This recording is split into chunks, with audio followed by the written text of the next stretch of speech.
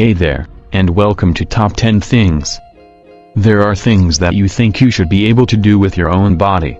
But if you're like 99% of the people in this world, no matter how hard you try, you just can't quite manage to do it. Today we're looking at 10 simple tests to prove your uniqueness. Finding out if we're unique or not is definitely something most of us wanted to know at some point in our lives. That's why we thought it would be nice to feature some of the tests that prove your uniqueness. Now this entire series is determined by you, the viewer. So if you want a shout out, make sure to comment your suggestion about what our next subject should be, and leave a like on the video. If we can break 1,000 likes in this episode, I'll continue shouting people out. Anyway, with that being said, let's get started with the video. Number 10. Raising only one eyebrow. Apparently most of the humans can only raise both of their eyebrows in bewilderment, while a special few can raise just one. In fact, I know only one person in my life who can do this, my mother-in-law, who said that her ability just came to her during the pain of childbirth, and that this superpower was very useful in raising kids.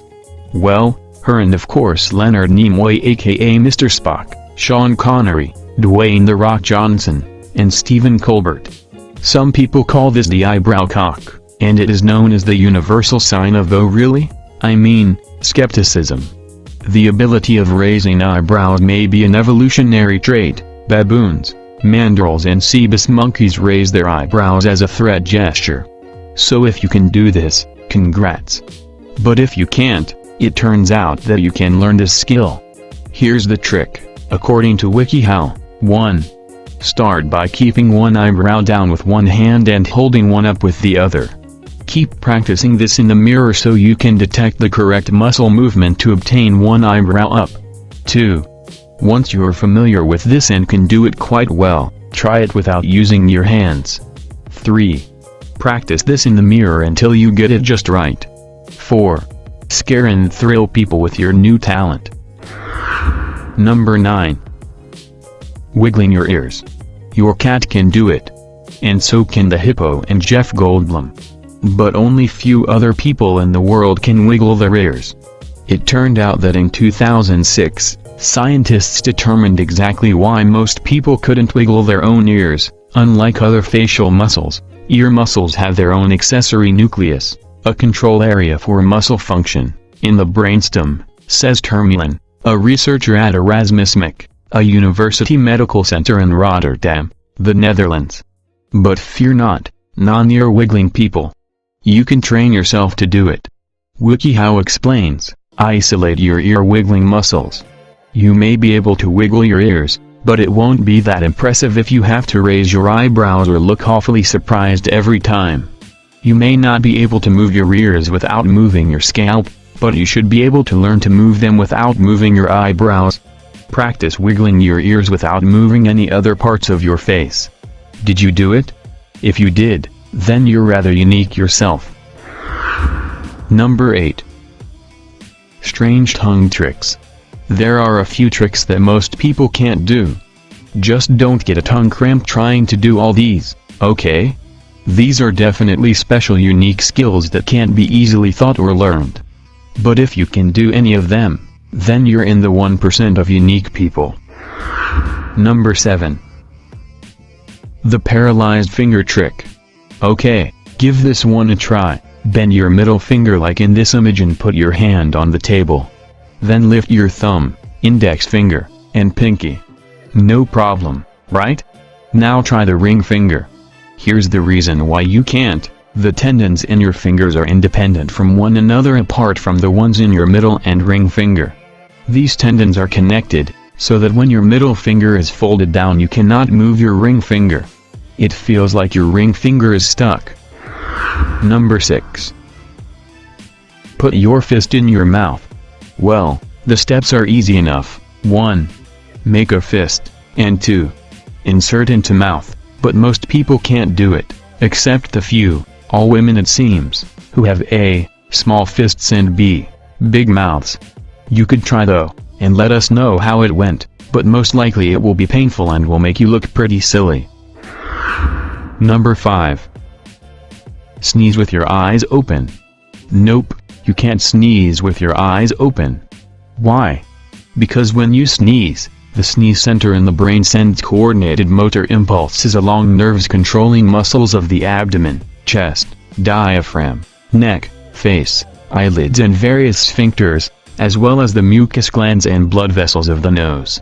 All this happens automatically. You can't help it. Obviously a very select few people can manage to do this though. Are you one of them?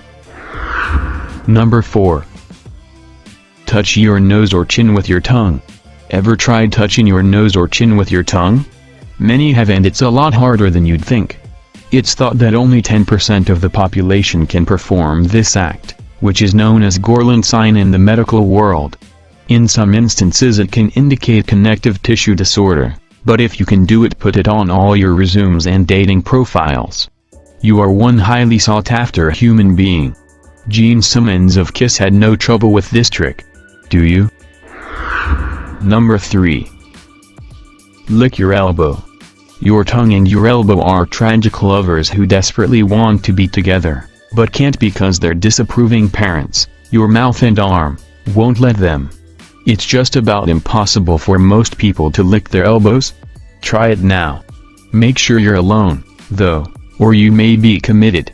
Apparently there are techniques that can be learned to get around this, but most require you to have been blessed with a particularly short upper arm or an abnormally long tongue. Number 2. Gleeking. Gleeking is the hottest new trend. All the kids are doing it. It's better than twerking and planking, even better than the moonwalk.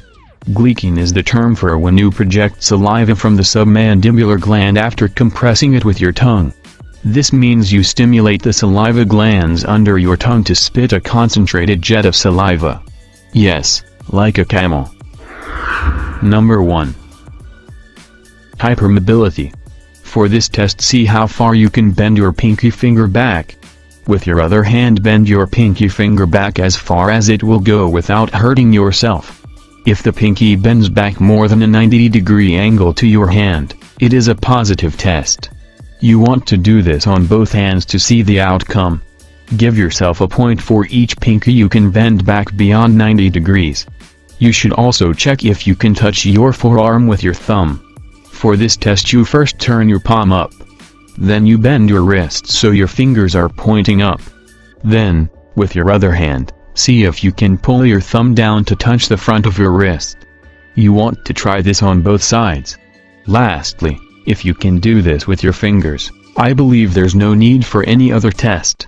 You're clearly more unique than 90% of the population. If you enjoyed the video, please feel free to leave a like down below, and subscribe to see when we post a video. Let us know what top 5 or top 10 video you would like us to do next, and we might feature your request in one of our next videos. With that said, thank you for watching, hope you enjoyed it, and I'll see you in the next video.